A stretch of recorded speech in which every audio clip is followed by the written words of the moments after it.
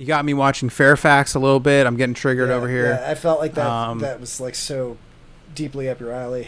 Just Mr. LA. Well, it is. It's weird and hard to watch in some ways because it does hit hard. I go shopping sometimes on Fairfax, and you're like, God damn it, I hate this place. You know what I mean? Because I'm not a hype beast, but I dabble. Right. I dabble in a little bit of the hype. You know what I mean? I like a little bit of sneakers. I like, a little bit of Palace. I like a little bit. I'm not really into Supreme. You know what I mean? But I can't handle the Supremeness. Right. You know what I mean? I like Cause. You know what I mean? Some of the more hypey type shit. I'm a big fan of, but this one, it's interesting, man, because it hit a few different things, like talking about Supreme drops and shit like that. I love so it's a weird, it's like so meta, I guess, you know what I mean? Kind of talking about a very specific type thing. I don't know how well this is going to handle. This is one of those, like, you ever hear people talk about Seinfeld where they're like, if you're not a Jew living in New York, you don't get Seinfeld. And you won't get it. That's funny because a lot of the things you had mentioned, like, I'm totally not a part of that world. Like, I like art and fashion and everything like that, but I'm, like, not at all, like, especially the main fashion brand. So, like, for instance, the main fashion brand in the show is called Latrine, and I knew that was parodying something, but I did not know it was parodying a specific thing called Supreme, and probably a million things like that. This seems very location specific. Yeah, no, it's kind of making fun of that. That part of LA is huge on streetwear. They go to they go to, I don't know what they call I can't remember what they call the deli, but the deli, like Cantor's Deli, famous deli, is like right. Yeah, it's Cantor's, what's but it called? It's Schwimmer's, like Dave Schweimer's well, or it's supposed something. to be like David Schwimmer, I think, like as though Schwimmer owned his own. I think I might have misinterpreted that or something, but yeah, that's supposed to be based on like an actual location, right? So it's based on Cantor's, which is right down the street from Supreme. It's wild. You got like this 100-year-old deli that's right next to Supreme. Makes no fucking sense. That seems like it's like a seal of like a big city, though. You know what I mean? It's like it's funny because like the deli that we went to, like they say a line where the kid who's I'm trying to remember, I don't know the character's names, man. But like tells the new kid, one of them tells the new kid like, awesome. What's good here? Nothing. They got a B rating and everything's like $40. I love it though. Here's your yeah, this place is great. Everything costs like $40 for some fucking reason. Like we don't know why, and I'm like, that just hits so hard, like you go to these delis and they're like, oh, you want a sandwich? It's $25. Like you're just like, what? Like for like a turkey corned beef sandwich, whatever, you know what I mean? Like we tried to go. What was the deli we tried to go to New York? Oh, you're talking about the and we famous, just left. Was that the When Harry Met Sally one? I forgot the name of it. God damn it's the one that's been in I remember when movies, right? Yeah. I've been there before. I cannot remember. It's in the Lower East Side. We tried to go. This is you, right? When you came up to visit in New York. We tried to go to the deli, and we were too intimidated by the ordering process that we just left. Yeah, well, they were like, I mean, I think they're always swamped, but they were like, like line at the door swamped and everything. It was like, take a number, stand. Yeah. I was like, I gotta get out of here. I can't do this. Yeah. What was it? Katz's Deli, right? Yeah, was it Katz's? Didn't they just close or something? Holy shit. Recently? I don't know. I mean, I don't know, but I was like, oh, let's go to Katz's Deli, Damn, dude, we just couldn't handle it. I was like, I'm just I'm bright-eyed, bushy-tailed. Dude, I had I love New York for the food, but goddamn, the restaurants suck.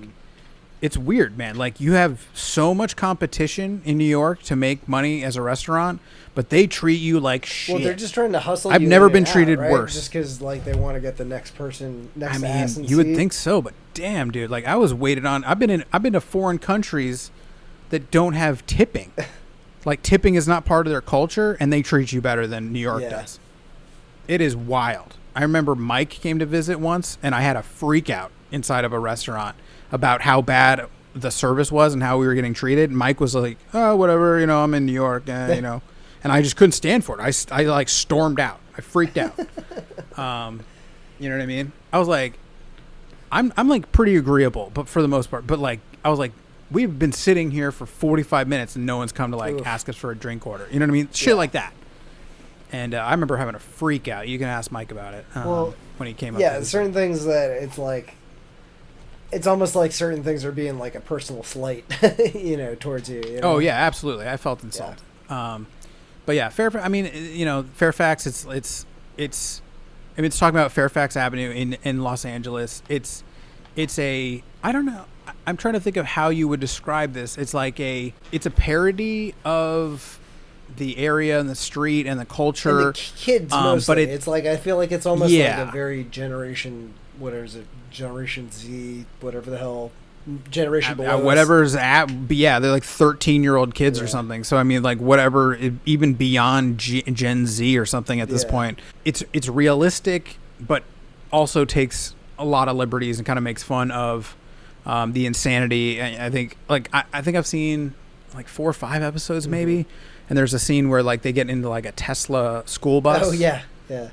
Because like which is designed as like the crazy Tesla truck or whatever. Like the you know what I mean? Cyber truck or whatever. Yeah. Exactly. Yeah. So like they'll make fun. They'll be like, oh, our school bought one because it was because it's the best like ridiculousness of LA. You know what I mean? Of like, oh, we spent $400K on this because it's more fuel efficient than than a Prius or whatever. You know what I mean? So I loved how just insanely. It's some of the episodes satire. Are getting into like, like I mean, I love. So I was getting like Ugly Americans vibes a little bit from the animation style. I was getting like some of these different things, but like I love like the first episode where they're kind of talking about like a Supreme drop, where it's like I don't know if it's every Thursday, but it's Thursdays, and they just do these. The ridiculousness and of it's got to be Supreme. the Dr. Phil like retro. It's like a pointlessly the box retro logo thing. too. Yeah. The collabs and just like and I don't in case you guys. I mean, I'm sure I'm talking to some 12-year-olds screaming at me right now about like, fuck you, dude, about my Supreme lighter or like my Supreme crowbar, or my Supreme toilet plunger, or my Supreme like tissue box and shit. You know what I mean? Like some of these hype brands, they'll make things that are so insane just to see if they'll sell it. People will buy them. It's done ironically, but like when you reach that level, like you could stick your name on. It's like plunger. my dog bowl. This Supreme dog bowl is $1,200. But that's exactly what like they're making fun of in the show. See, that's the thing is like absolutely on surface level, not knowing that, I thought it was like a funny concept, but just seeing. No, this is actually very kind of close to the thing, the thing that it's parodying in reality is like, is fascinating, It's it is interesting because they'll jump from things that are not real to things that are very real, to like the red label, jeans in one episode of like the red label, blah, blah, blah, like. Very weirdly, oddly specific things that only real like hypebeasts would kind of know. You know what I mean? That there's like insane weird demand for this shit, but then like they'll invent weird new things at the same time. So they're very, it's like tongue in cheek. You know what I mean? They kind of understand how insane a lot of their actions are. But like, I mean, it's fun to watch. Like it's clearly like the people that wrote this, like they know this world well and everything, right? Yeah. No, I mean they must. Like you couldn't really do that. Like I couldn't really write the show. Like I know a lot about this world, but I couldn't write the show. Yeah. So like, it's especially some of the episodes that are diving more into like social media and like Instagram getting verified, like how you get verified, how to stream, like how to get followers, like blah blah blah. Like some of that shit, man. I'm just like, oh god, it just hits so weirdly, horribly hard, like that. I'm just like, I don't even know if I can handle some of it. You know what I mean? But it's fun, man. I mean, I haven't gotten into the whole thing yet, but I completely agree. I think it's like a nice, I will and it's nice out. Because it's like kind of a, it's nice that it's not a, even though I like a lot of them, not another Rick and Morty clone kind of thing. Like it's kind of got its own distinctive style. It's like